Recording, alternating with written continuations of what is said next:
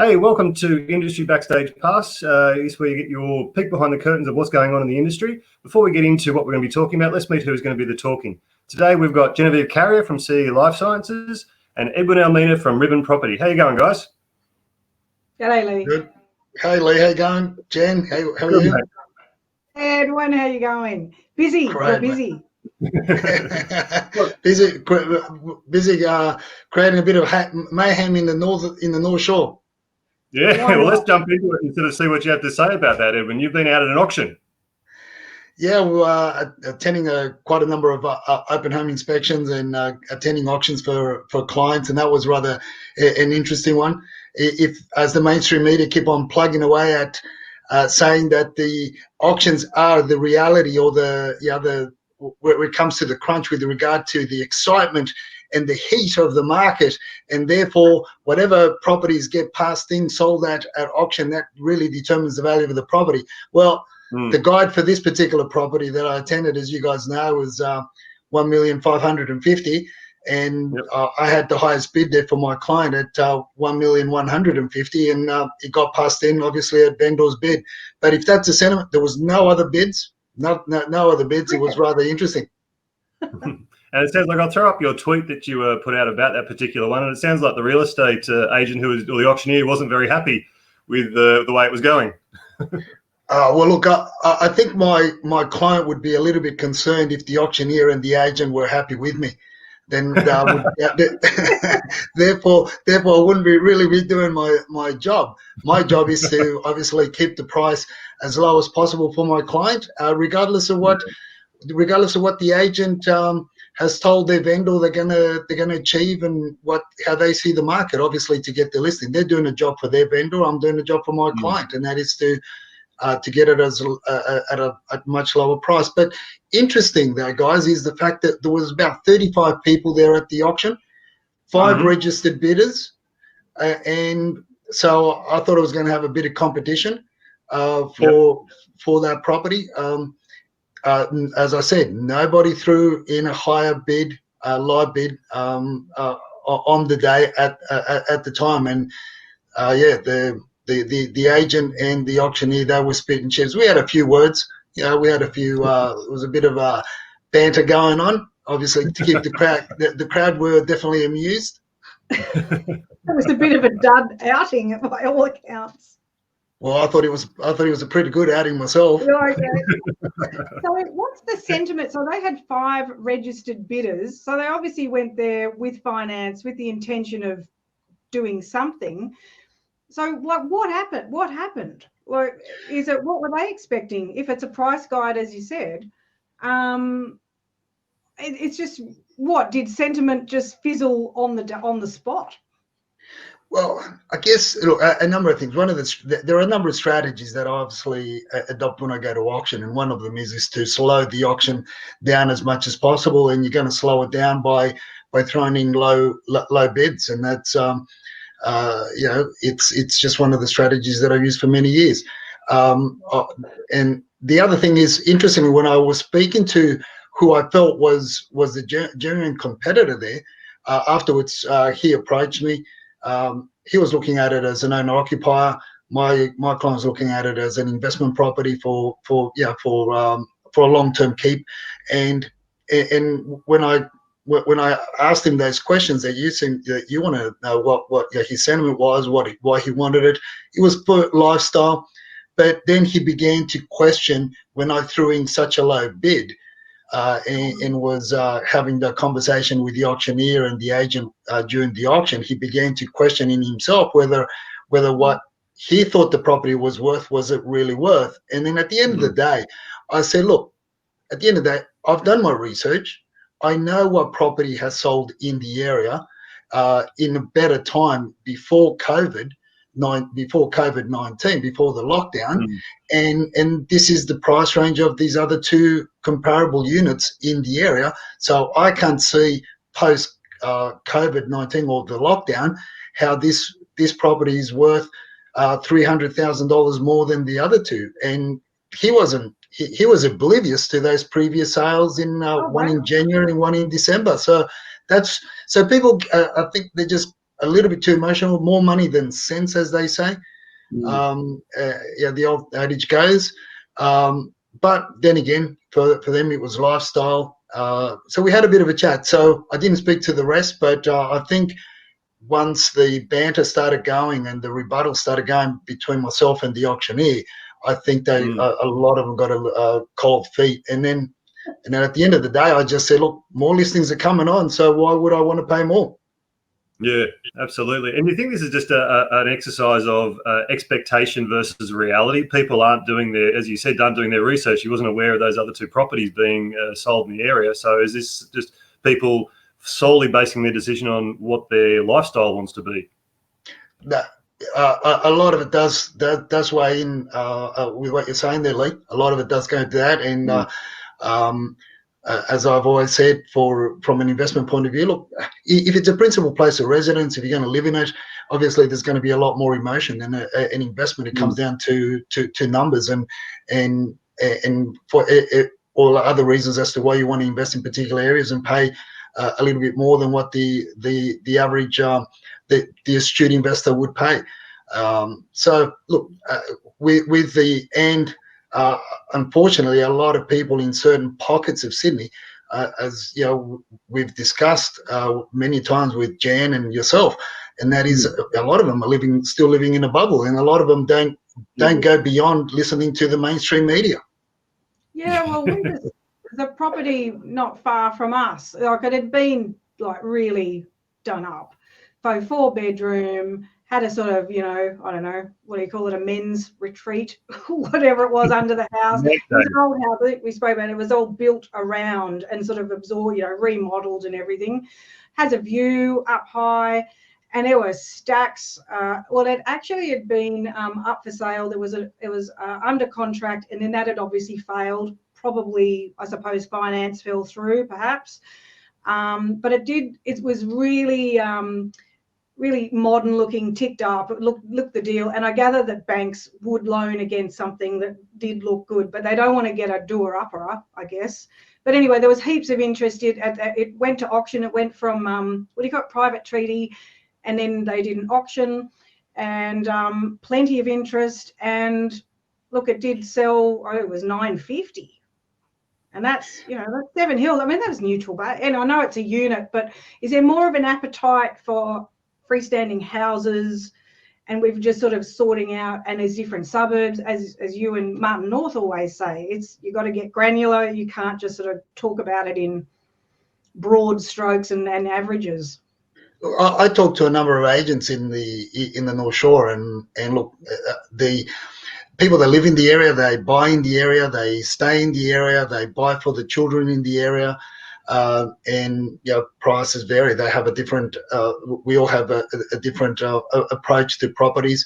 You know, we got to look not only granular to the markets in particular in particular areas, but we also got to look at the individual motivation and the families and or whether it be to live in or to invest, what their motivation is, what they want to do. So yeah, working with people, and unfortunately for too many years we've so used to painting the property landscape with one brush, and not only do we paint the property landscape with one brush, but we also paint the people that are buying into different areas with the same brush. I mean, there are different reasons why people will pay a little bit over the odds. They want to live closer to mum and dad. They want to live closer to. Yeah, look, it's really individual taste, but overall, in general, what I am seeing, guys, is that, and what we can tell our viewers is overall, in general, in the areas that I've been frequenting over the last couple of months, is that the asking prices are dropping. The real estate agents' guides are dropping, and I've seen more and more properties stay on market a lot longer, and therefore the agents' enthusiasm to sell drops, and obviously then then they are a little bit down. I was around Lane Cove, Chatswood yesterday as well, looking at some of those homes there for other clients, and interestingly, some of the prices. Some of the guides that I was being referred to in some of the properties and homes that I visited were actually below what their clients paid for the property in 2017. Wow. Ow. Exactly. Ouch. Yeah, but see, but you've got, and then when you look at it from a granular point of view, Jen, you look at those areas. A lot of those properties, those homes that are now coming on the market, were your typical Airbnb style type of self-managed properties. A lot of them are were the ones that we visited. My associates and myself that we visited around the area, we know one of the common thread after we got together and discussed what we inspected was a lot of them were had Asian the vendors were Asian descendancy, and a number of the agents, not all, but a number of the agents did disclose that the properties were being used were previously used as short stay accommodation. Owners were still living in them, but because there were 4 or 5 bedroom homes, they were leasing out 2 or 3 of the other bedrooms because their children had moved on. Yeah, I reckon there's a bit of that going on just to cover the costs because incomes it's not cheap. It's not cheap. No, it's not cheap to keep those properties. And I looked at, we obviously look a little bit more than the paint on the walls and the varnish on the timber floors when we look and inspect properties for our clients. And when you look at the property and the surrounding area of the property, around the property, the grounds, the envelope, and you look at the amount of work that these properties require, and a lot of them haven't been touched in the last 10, 15, 20 years, and you see fascia boards rotting, you see all the exposed timber work in a lot of these homes rotting away, just because a lot of people don't have the time nor the money to maintain them, and our weather is very harsh. That can be very harsh to a lot of these materials that we've been using to build the property. So, and that's noticeable. So it's not only like people paid at the peak, 2017, they paid 1.9, and now the guides are 1.8, but you still need to spend another 100, 200,000 just to get it livable because they haven't really been maintained. Ramo's sorted that out now. Sort out that dry rot. Yeah, so it's rather interesting what's happening out there, and but what about Lee? You would have liked that how Channel 9 put up that post of that sale that got counted in yesterday's auction clearance rates. What a shonk that is. I'll throw that up on the screen now just to have a look at that. So you can see there, 136 million worth of property changed hands in Sydney today, and a new data shows optimism could slowly be returning. Chris Kohler, Channel 9. Now, I believe you had a different view on that, so I'll throw up your retweet of that. And what did you have to say about it? You said, FYI, people, the apartment was sold 29th of May 2020, not today. So how does that happen? Well, it happens because they don't do the research, and they just go off what domains say the clearance rates are, and they believe agents' Furbies. As I've been saying for many years, and I've been critical of auction clearance rates to start off with, but because people pine on the mainstream media and people in general pine on them so much, I've been critical and continue to be critical. And yesterday was a classic on Channel 9 put that out, and it's live. Chris should do a little bit more research before believing domains figures. That is a travesty. that is absolute bollocks.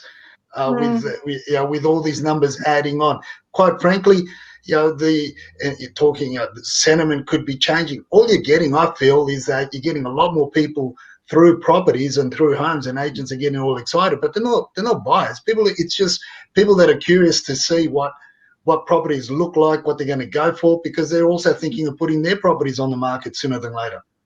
So this is a lot of research.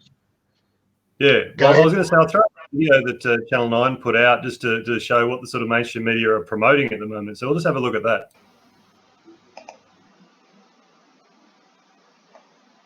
$1 million, and the most affordable sale of the day was for a unit on Darcy Road in Westmead, which changed hands for $530,000. As for the big picture, new Westpac data for June shows a 10% rise in house price expectations. That said, it's still well below where they were before the crisis hit. So 10%? Yeah, 10% rise in expectations, and no different to realestate.com.au's new index of in people inquiring or navigating through the website, and apparently that's leading to market confidence.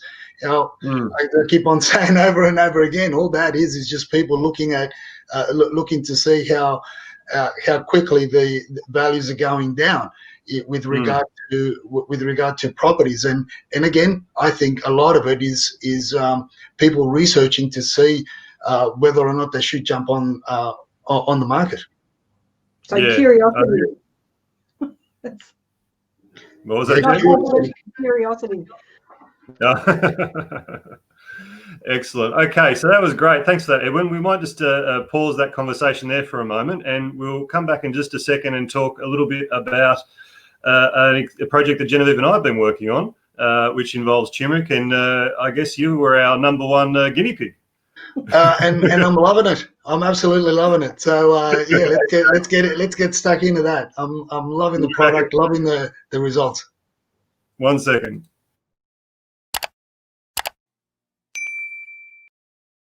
Okay, so what Genevieve and I background, we are food scientists or food technologists, and we started CE Life Sciences for the main aim to produce health food products that are of the highest efficacy and the highest value and integrity. So basically, I guess coming from the food industry, we have a bit of an issue with the way in which products are developed and how much of the good stuff goes into each of the products. So Jen and I developed this turmeric product. So do you want to give a bit of an overview about it, Jen? Yeah, so look, we've been across this space for quite a while now. So because we're contractors, so we do product development work for businesses, for individuals that want to have an idea, they want to take it to the big supermarket chains, that sort of thing. Anyway, so there've been many, turmeric's been on the hit list now for 3 years, something like that. And fads have come and gone. Let's include in that coconut water, various superfoods, acai, whatever. But they kind of had their peak and then sort of fallen away. Missed that, sorry? I saw some banana water the other day. That was a new one for me. Oh, man. Anyway, but the reason that turmeric has persisted for many, many years now as a product that it attracts attention is because it actually has functionality. It has efficacy, and that comes from the study of ancient therapies such as Ayurveda, which is Indian traditional medicine, and then traditional Chinese medicine, so TCM. People might have come across that, which has serviced the human population for thousands of years. So there's a lot so turmeric and its efficacy and its therapeutic values has been studied from the 70s. So as old as I am, coming up to 50 years. So there's a lot of data, there's a lot of information, a lot of human studies, a lot of anecdotal stuff, plus a lot of studies. Anyway, so look, curcumin is the extract of turmeric.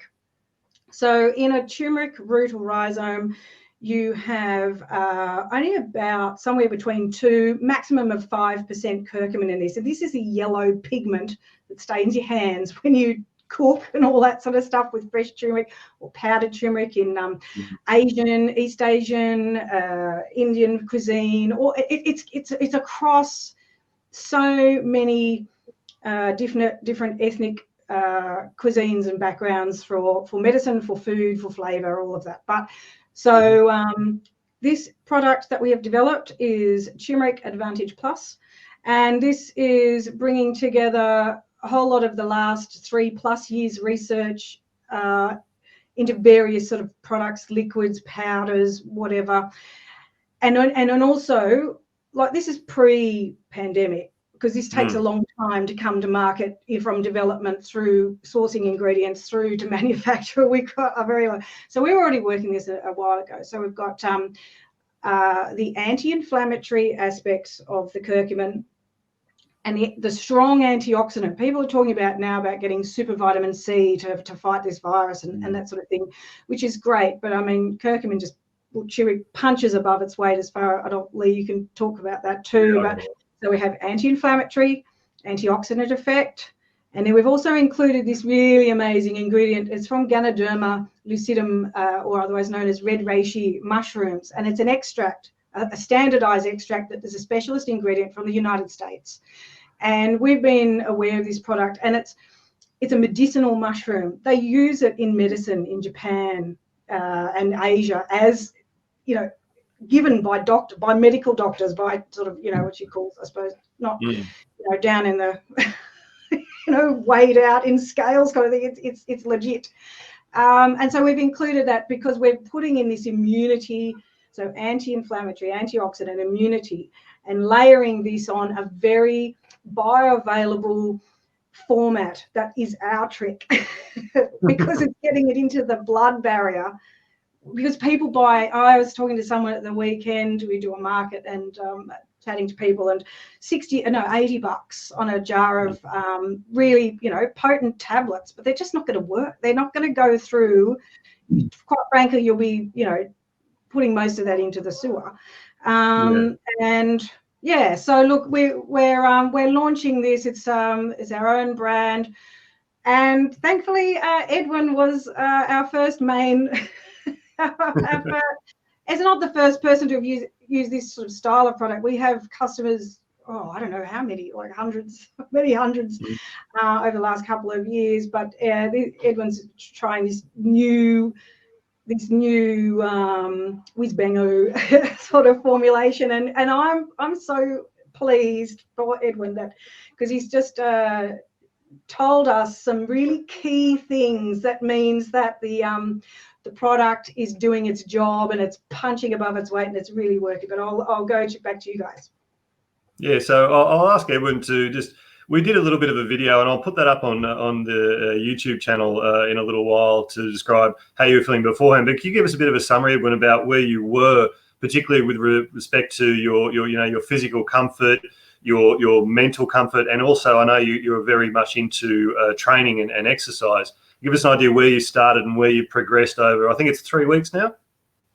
That's right, 3 weeks. Interesting. And the bigger picture, I guess, that we could tell our viewers and future followers is the fact that this being our episode, we're all about, we've come together to talk about our health, our well-being, mental well-being, physical well-being, as well as the well-being of our wallets and bank accounts and investments, which is the underpinning premise for putting this show together.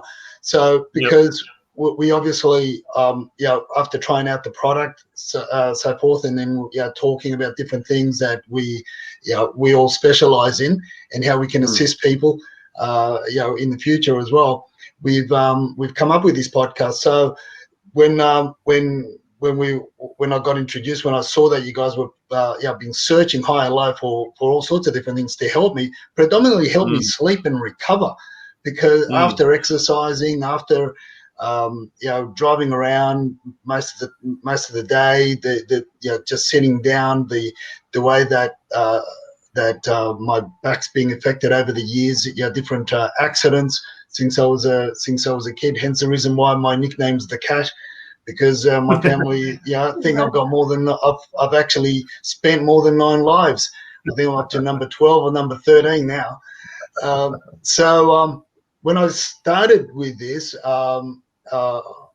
it's because I've tried many, and I've traveled even to Asia to try different natural therapies for the different conditions that I've had over the years.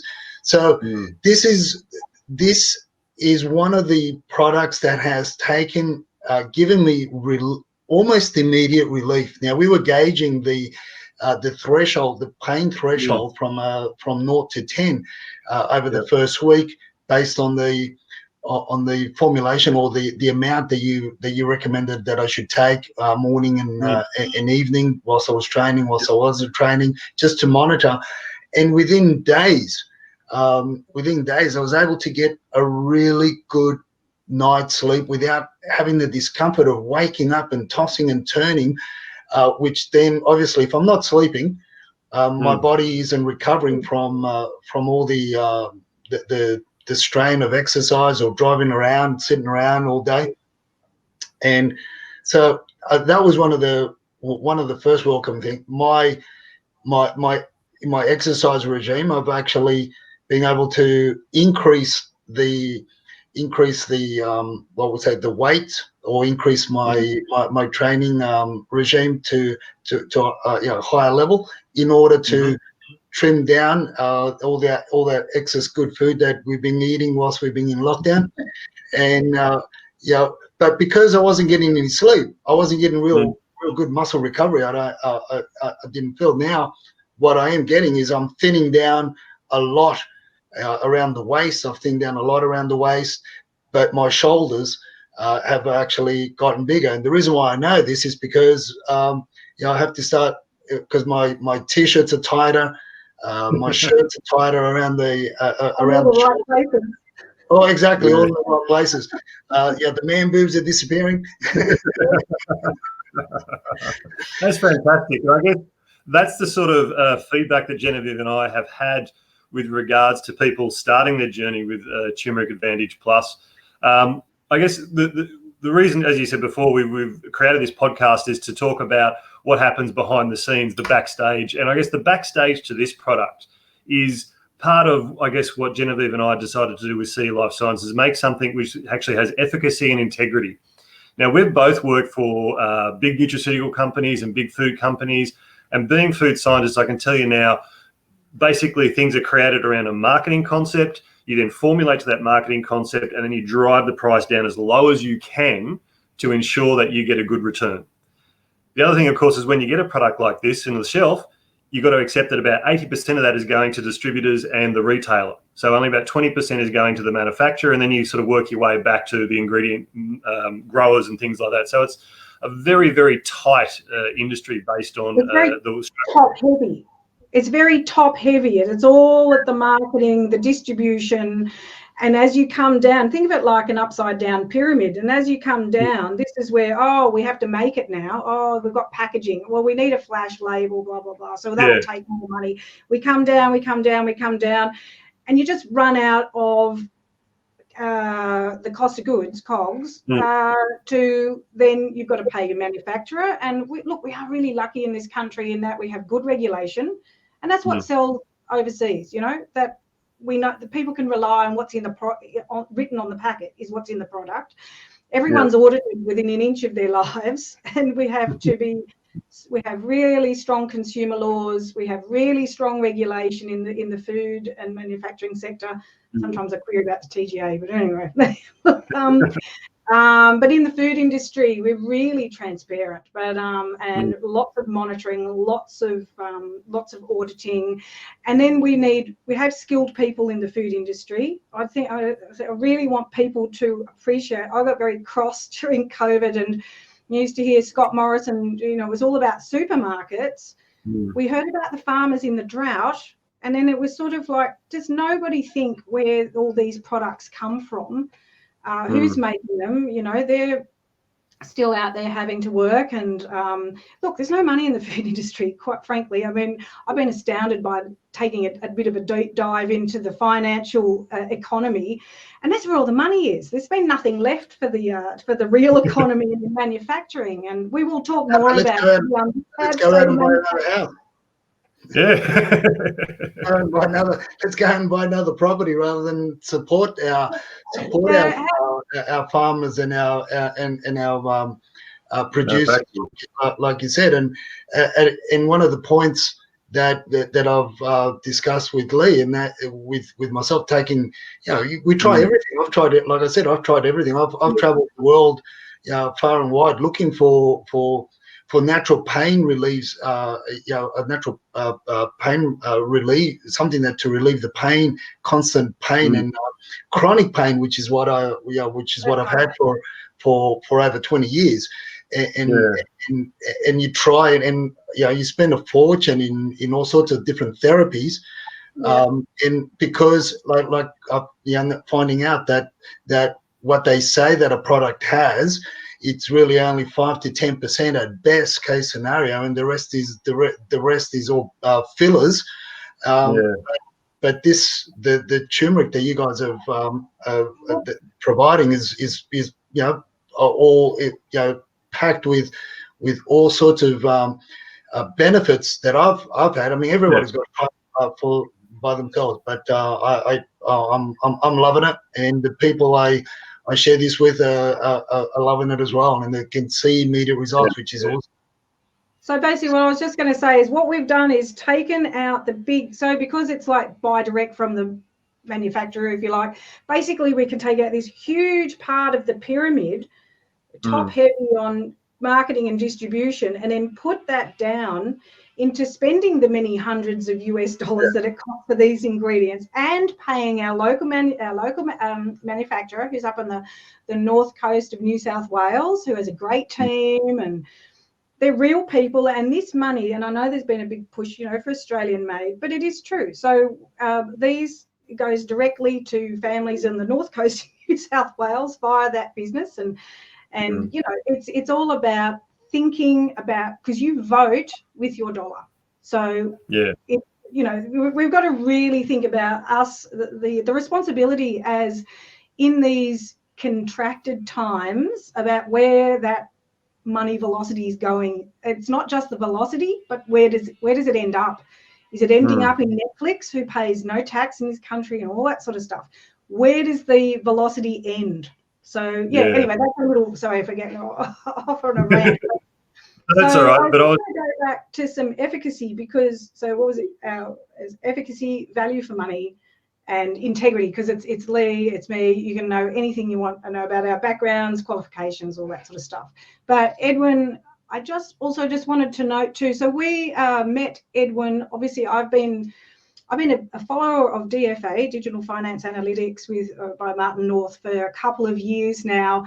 And Edwin, how long have you been doing pieces with Martin? There's a few years. Yeah, almost a couple of years now. Yeah. And look, we wanted some information about property that in a family that had to be sold, and so we reached out to Edwin from that point of view, and then got chatting and that sort of thing. And so that it's a very organic it sort of happened through my interest, reaching out to Edwin. And as Edwin, you always encourage people to, I don't know, you don't want to be swamped, I suppose, but you've been so generous. You've been very generous to us too with your information and your time and your research that you've done for us. But anyway, so that's how that sort of came about fairly organically. Yeah, well, and that's what we agreed that this podcast and videos and information that we're going to put out is going to be more as an education. We've talking a little bit about our backgrounds at the moment, and what we're doing, what we're saying, and that's what keeps us. That's what puts peanut butter on the toast as we can have so you can have lunch. That's what puts the food on the table. And but moving forward, we're all about sharing our experiences, and we've got we've already got Lee spoken to quite a number of local manufacturers of different products, local owners of different growers of produce around Australia that we intend to interview, just to get to know the backs, the back scene of what goes on, and hopefully we can educate our audience as well. I mean, that's the biggest thing that I think was that one of the common thread that that you guys and I have had in mind, and hence the reason why we're here is really to educate, to help, to support our local communities and our broader audience. And I mean, we'll always welcome questions too. If you want to jump onto Twitter, onto our Facebook page, shoot us through a question. Love to answer them. I'll get on my soapbox and talk for an hour. That's no problem at all. You can also get some more information about Turmeric Advantage Plus. You can jump on our YouTube channel, and we talk a little bit more about what goes on there. Obviously, here we're going to talk about some stuff. But actually, just before we sort of wrap up, I just wanted to come back to your experience, Edwin, and you were describing the effects and the benefits, and then Jen sort of jumped in and was talking about how we can take the extra money that's usually spent on getting a shelf in the middle of a supermarket, or getting a branded umbrella to all the cafes before your product's actually on the shelves, and all these other crazy things we've seen happen. But when we talk about our efficacy and integrity, what we've done is we've actually created something that we know is going to work. A lot of the times when I'm in industry, if I have to make, say, a turmeric latte or a tablet or something like that, if you think about a tablet or a capsule that people take, your capsule's tiny little thing like that. How much turmeric, even refined and brought down to a very concentrated form, can you get into that and then get into your system to do you some good? Not very much, to be perfectly honest. And the second thing, obviously, is that when you take a little tablet like that, hits your tummy and your body goes, that's a lot of one thing. I don't know what to do with it. And it kind of just dumps most of it into the waste stream. So our product, we've really looked hard at trying to create something that's a whole food and your body looks like it at a whole food. And then as you consume it, your body takes this part here and that part there. And in the video on YouTube, we talk a lot more about where it goes. And I'll do another explanation to it. I won't do it here. But having that understanding that taking a tablet or a capsule maybe isn't the best option for your health solution. It's actually where you got to think about, what does my body do with food? What does my body do with the vitamins and minerals? How can my body actually uptake these things that I need? And by creating the product that we've created, we hope that everyone else will get the same result that Edwin got. Oh, look, I hope so. I hope so too, because chronic pain is no easy thing to live with. It's not fun. It's not fun at all, because it affects you. Emotionally, the mood swings could be very brash from time. Lack of sleep, again, that compounds everything. The muscles are just don't recover as quickly. I've had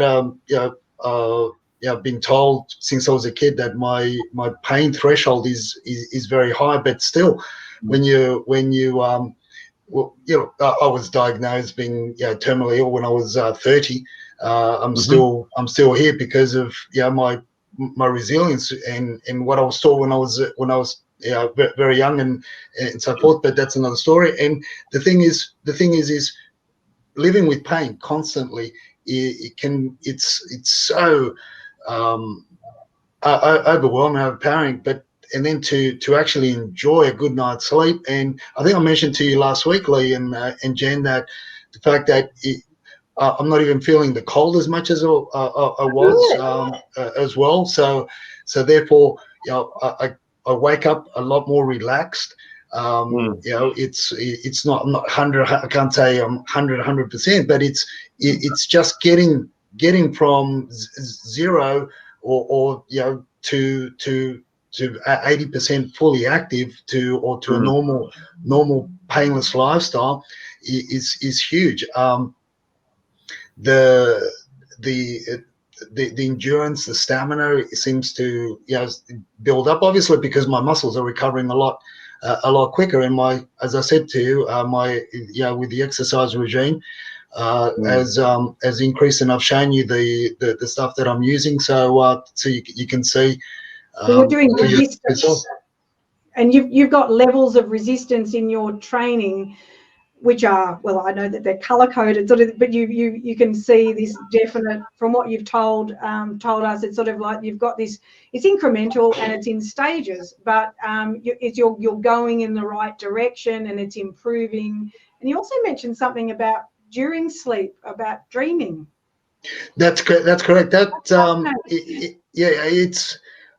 In my dreams, I really I've I love dreaming, and it's been a while since I've actually been able. I could say, yeah, I dreamt this or I dreamt that. It's been very, very sporadic. But over the last 3-4 weeks, I could tell you, on average, I could remember, 3 or 4 dreams that I would have during the night. Now, when I say 3 or 4 dreams, it's because obviously because of the habits that I've formed over so many years of waking up during the night, my body's still trying to get over that habit where I will still wake up for whatever reason, and I become somewhat a light sleeper. And so whenever there's noise around, I wake. But now I'm when I go back to sleep, it's like I'm going back in and I'll have another dream, and I can actually remember them in the following morning, which is rather fascinating. And and then therefore I know that I'm going into, I guess, that deep sleep that's allowing me to dream and allowing me to rest for my subconscious to do what it needs to do, for my body to do what it needs to recover the way it should be recovering, and being relaxed. So yeah, I'm looking forward. In the next week or two, I'll visit I'll visit the chiros again to see what they say, because I think my range of movement in my neck and my back has increased, because I don't have that tension and I don't have that irritation around a lot of the joints where I was having before, and also very topical. Yeah. Lee, sorry to interrupt, Edwin. I was going to say, Lee, do you want to go? So those are the physical outcomes that Edwin's experienced. So do you want to explain sort of, I guess, what's going on sort of behind the scenes there to have that sort of demonstrated in? Okay, well, yeah, I won't dive too deep into it in this format here, but I mean, we talk about curcumin. It works topically inside the body, so it's like almost putting a anti-inflammatory cream inside the body, and it actually locates to those places. Like if you have a sore elbow, it's going to go there and have an effect. Curcumin is such a multi-dimensional product. I mean, it works in the anti-inflammatory effect. It works in the antioxidant effect. It helps support a whole range of things inside your system.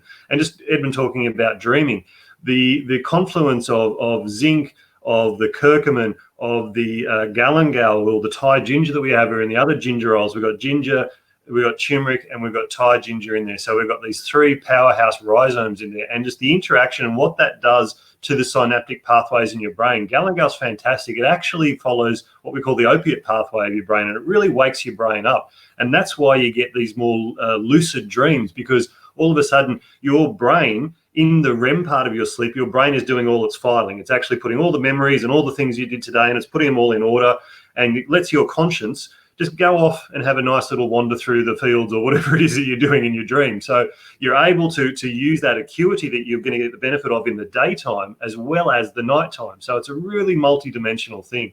I might even do a longer format video on YouTube just on elements of that. If anyone wants any information on that, just shoot us through a question and I can happily do a long format video on that for you.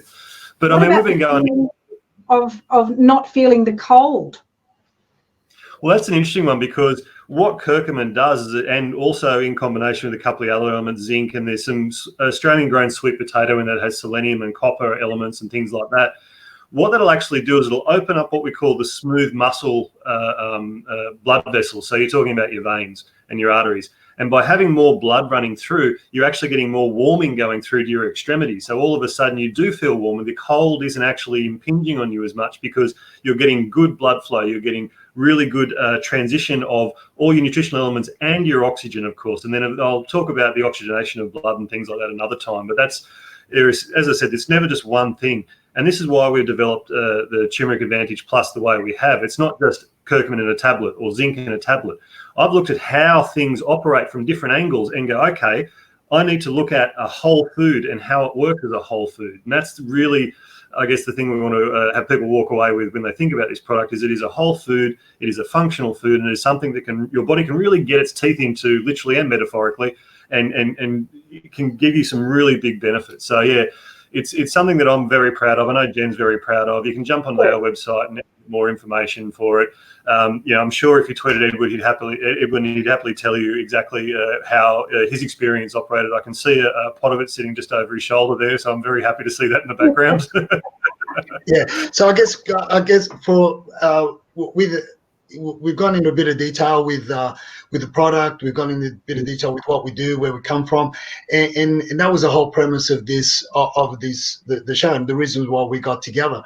And this is what we hope and we do feel and we believe we will be bringing to our audience, and that is that detailed backstage information to help you make the right investment decisions, to help you make the right property choices, whether it be. And guys, I'm also going to be focusing a lot on not only on purchasing but also on rentals. Because a large part of our audience, I feel, is going to be people that are renting, that don't own a home, and or saving up to buy a home for whatever reason. From Martin's data, it's a third of the population. They deserve a voice. So it's something that I want to help people on. I have helped them over Twitter. Helped them with some of the residential tenancy agreements that's been put in front of them to sign. I've been able to give them some advice on that. So I guess for our audience moving forward is that this is the stuff that we want to bring, like the level of experience that Lee has with his, with the knowledge, and yourself, Jen, and helping people in business, and making those right decisions, what to look at, and we'll also be interviewing. Hopefully, we'll be interviewing some great economists as well, and people that are in the know. But yeah, so do hit that link, follow us, get prepared for more and exciting deeper dives into what's happening at ground level, at street level, with regard to property, with regard to industry, and also the vitamin supplement, that overall health lifestyle that we're looking for. Absolutely, that sounds great. Well, guys, that's really been a good conversation. Enjoyed it a great deal. I want to thank you both for coming along. I want to thank everybody for watching. If you've got any questions, as I said, hit us up on Twitter, hit us up on the email, or you can go through and contact us individually on our individual Twitter handles. But are there any last thoughts before we finish up? No, Edwin did a good job. Thanks, Edwin. All right. Thanks a lot, everybody, for watching, and we hope to see you next time.